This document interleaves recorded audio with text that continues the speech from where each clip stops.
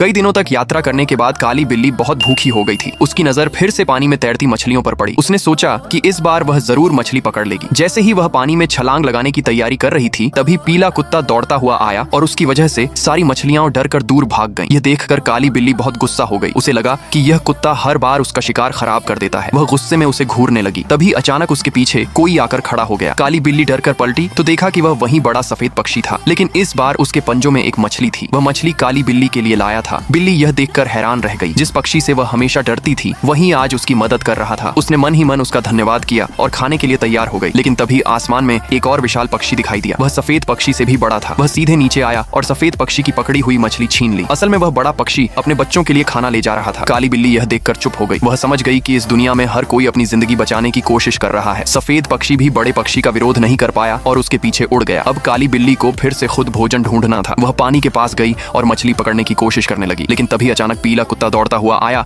और गलती से उसे पक्षियों के झुंड के बीच पहुंचा दिया। चारों तरफ अचानक बहुत सारे पक्षी उड़ने लगे। काली बिल्ली डर गई। उसे लगा कि अब शायद कोई खतरा आने वाला है। लेकिन धीरे धीरे उसे एहसास होने लगा कि इस नई दुनिया में हर जीव एक दूसरे से जुड़ा हुआ है। जो जीव कभी दुश्मन लगते थे, वही कभी कभी मददगार बन जाते थे। इस लंबी यात्रा ने काली बिल्ली को बदलना शुरू कर दिया था। वह अब पहले वाली डरी हुई पालतू बिल्ली नहीं रही थी। अब उसने अकेले रहना नहीं, बल्कि दूसरों के साथ जीना सीखना शुरू कर दिया था। काली बिल्ली अब धीरे धीरे समझने लगी थी कि यह नई दुनिया पहले जैसी नहीं है। यहाँ हर जीव को खुद संघर्ष करके जीना पड़ता है। जो कभी उसे डरावने लगते थे, अब वही उसके साथी बनते जा रहे थे। नाव पर अब कई अलग अलग जीव साथ रहने लगे थे। कैपिबारा हमेशा की तरह शांत रहता था। उसे बस खाना और आराम करना पसंद था। लेमर अपनी पुरानी चीजों को इकट्ठा करने में लगा रहता था। पीला कुत्ता हर समय उत्साह से इधर उधर घूमता रहता था और काली बिल्ली के पास रहने की कोशिश करता था। शुरुआत में काली बिल्ली उसे पसंद नहीं करती थी, लेकिन अब उसके मन में उसके लिए थोड़ी नरमी आने लगी थी, क्योंकि उसने देखा था कि मुश्किल समय में भी वह कुत्ता उसका साथ नहीं छोड़ता। एक दिन नाव फिर से एक सुनसान जगह पहुंची। चारों तरफ पानी ही पानी था और दूर दूर तक इंसानों की कोई निशानी नहीं थी। काली बिल्ली ने पानी में